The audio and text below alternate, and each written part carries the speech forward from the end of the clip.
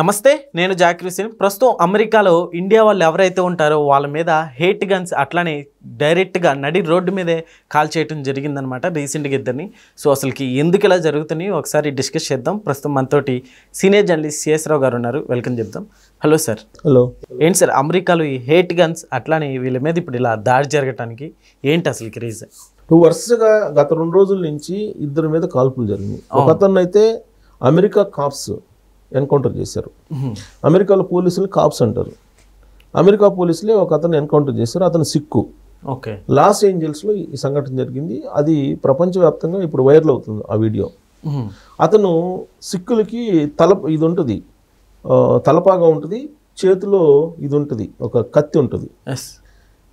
దాన్ని వీరత్వానికి చిహ్నంగా భావిస్తూ ఉంటారు. అవును. దాంతో వాళ్ళు కొన్ని విన్యాసాలు చేస్తుంటారు. ఇలా ఆయన ఆ సిక్కు వ్యక్తి అమెరికా రోడ్లో విన్యాసాలు చేస్తూ ఉన్నాడు. విన్యాసాలు చేస్తున్నటువంటి క్రమంలో పోలీసులు, అక్కడ ఉన్నటువంటి కాప్స్ అక్కడికి వచ్చారు. అక్కడికి వస్తే అతను కారులో వెళ్ళిపోవడానికి ప్రయత్నం చేశాడు. చుట్టూరు అమెరికా పోలీసులు రౌండప్ చేసేసారు. రౌండప్ చేస్తే అతను కారు నుంచి దిగాడు. దిగంగానే షూట్ చేసేసారు. అదేంటి సార్? దిగంగానే షూట్ చేసేసారు, అంతే. ఎన్కౌంటర్ వితిన్ సెకండ్స్లో అతను చనిపోయాడు. అదేంటి సార్, అక్కడ రూలా లేకపోతే? రూల్ కాదు, అదే అది జరగడానికి కారణం ఏంటి అనేది మనం చర్చించుకోవాలి. సరే, ఈ సంఘటన ఇప్పుడు తాజాగా ఇప్పుడు లేటెస్ట్గా వచ్చినటువంటి సంఘటన, ఇది సోషల్ మీడియాలో వైరల్ అవుతుంది. మరి అతను ఏమన్నా మానసిక స్థితి సరిగా లేక ఆ విధంగా వ్యవహరించాడా? పంజాబ్ అతను సిక్కు, అక్కడ స్థిరపడ్డాడు. అతను అక్కడే ఉంటున్నాడు, గత కొంతకాలంగా ఉంటున్నాడు అతను. అతను బహుశా గ్రీన్ కార్డ్ హోల్డర్ లాగానే చెప్తున్నారు. అతను మరి ఆ సిక్కులకి ఉండేటువంటి పద్ధతుల్లోనే ఆ విన్యాసాలు చేస్తూ ఉన్నాడు. మరి అది ఏం జరిగింది అనేది అసలు ఎంక్వైరీ చేయకుండానే పోలీసులు కాల్చిపడేశారు. నడి రోడ్లో కాల్చిపడేశారు పిస్టల్ తోటి. అది ఎలా కాల్చారు ఏంటి అనేది కూడా సోషల్ మీడియాలో ఆ వీడియో క్లియర్గా వైరల్ అవుతుంది. ఈ సంఘటన ఇప్పుడు లేటెస్ట్గా బయటకు వస్తే ఒక 24 hours ముందుకు వెళ్తే కనుక దీక్షిత్ రెడ్డి అనే అతను స్టూడెంట్ మీద కాల్పులు జరిపారు నిన్న. కాల్పులు జరిపితే ఆ కాల్పుల్లో అతనికి గాయాలయ్యాయి. చెవుల్లో నుంచి, తర్వాత ఛాతి మీద అంతా గాయాలైతే అతన్ని హాస్పిటల్లో ట్రీట్మెంట్ చేయడానికి ఇప్పుడు అక్కడ ఉండేటువంటి NRIs ఫండ్స్ పూల్ చేసేసి హాస్పిటల్లో చికిత్స చేయిస్తున్నారు. ఈ దీక్షిత్ రెడ్డిని ఎందుకు కాల్ చేశారని అంటే కారణం తెలియదు. అతను MS చేయడానికి వెళ్ళాడు. కరీంనగర్, అతను తెలంగాణలో తెలంగాణ స్టేట్ కరీంనగర్. అతను అక్కడ MS చేయడానికి వెళ్ళారు. 2 years MS చేశాడు, అయిపోయిన తర్వాత అక్కడ జాబ్ సెర్చింగ్లో ఉన్నాడు అతను. ఈ క్రమంలో మరి అతను రోడ్డు మీద వెళ్తుంటే కాల్పులు జరిపారు. అగంతకులు ఎవరో కాల్పులు జరిపారు. ఎందుకు జరిపారు ఏంటి అనేది తెలియదు. వీటిని ఎందుకు జరిపారంటే ప్రాథమికంగా హేట్ గన్స్ అని అన్నారు. హేట్ గన్స్ అని చెప్పి చెబుతున్నారు. అంటే ఏంటి, అక్కడ ఉండేటువంటి అమెరికా పౌరులు ఇండియన్స్ మీద వ్యతిరేకంగా, హేట్ అంటే అసహించుకుంటున్నారు ఇండియన్స్ని. హేట్ గన్స్ అంటే వాళ్ళని వ్యతిరేకిస్తూ ఇండియన్స్ని కాల్ చేస్తున్నారు. అందులో భాగంగానే ఇది దీక్షిత్ రెడ్డి జరిగింది అని చెప్పి చెప్తున్నారు ప్రాథమికంగా వస్తున్నటువంటి రిపోర్ట్స్ ప్రకారం. సార్, దీన్ని బట్టి అక్కడ గవర్నమెంట్ కానీ అక్కడ ఉన్న రూల్స్ ఎలా స్పందించేశారు మామూలుగా ఇప్పుడు అక్కడ జరుగుతున్న? ఇప్పుడు అక్కడ ఉండేటువంటి పరిస్థితుల్లో ఇండియన్స్ మీద, ప్రత్యేకించి ఇండియన్స్ మీద ఒక రకమైనటువంటి కక్ష కట్టింది అమెరికా ప్రభుత్వం. ట్రంప్ ఏం చెప్తున్నాడు, ఇండియా వాళ్ళకి జాబ్స్ ఇవ్వద్దు అని చెప్తున్నాడు.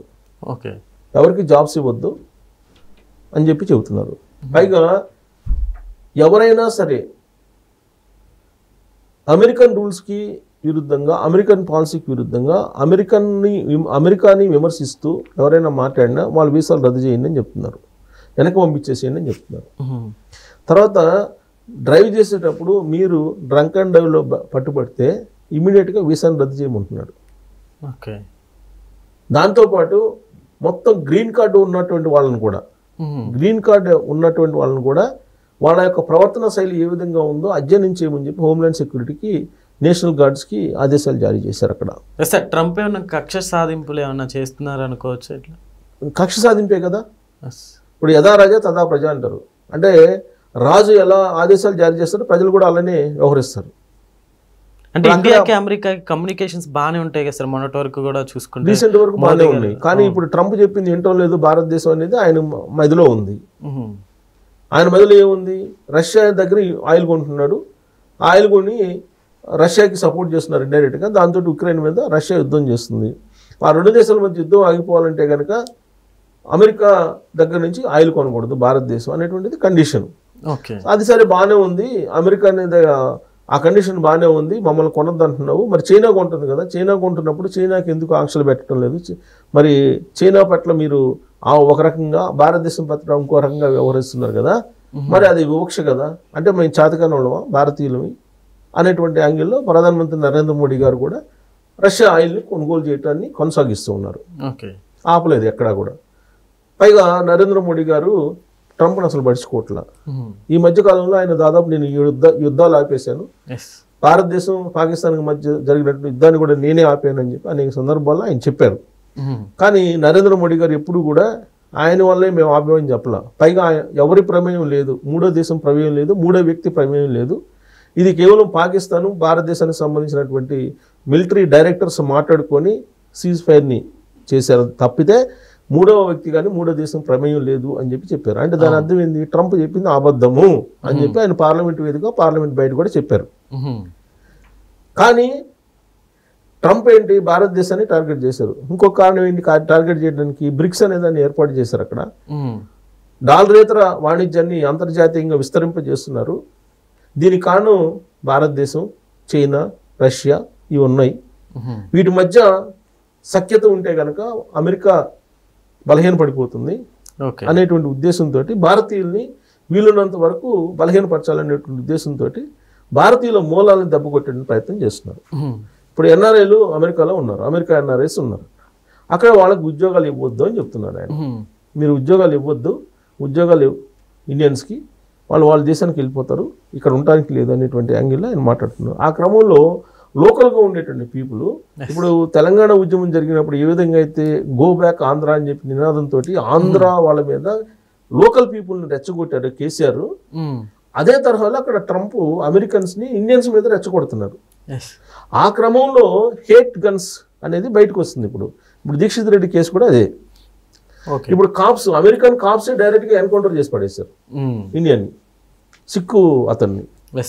సో రాబోయేటువంటి రోజుల్లో ఎవరైనా సరే ఆ విధంగా వ్యవహరిస్తే ఎన్కౌంటర్ చేస్తాం అనేటువంటి సంకేతాలు ఆ సంఘటన ద్వారా అమెరికా పోలీసులు ఇస్తున్నారు, అమెరికా కాప్స్ ఇస్తున్నారు. సార్ ప్రజెంట్ ఇప్పుడు అమెరికాలో ఉండే మన ఇండియన్స్ కావచ్చు, వీళ్ళు నిజంగా జాగ్రత్తగా ఉండాలని చెప్పుకోవచ్చు. జాగ్రత్తగా లేకపోతే కాల్ చేస్తారు, లేదంటే వీసా రద్దు చేసి స్వదేశానికి పంపిస్తారు. ఈ రెండు సంకేతాలని ఈ రెండు సంఘటనల ద్వారా ఇచ్చేశారు. పైగా అమెరికాలో ప్రతి ఒక్కరి దగ్గర గన్ ఉంటుంది.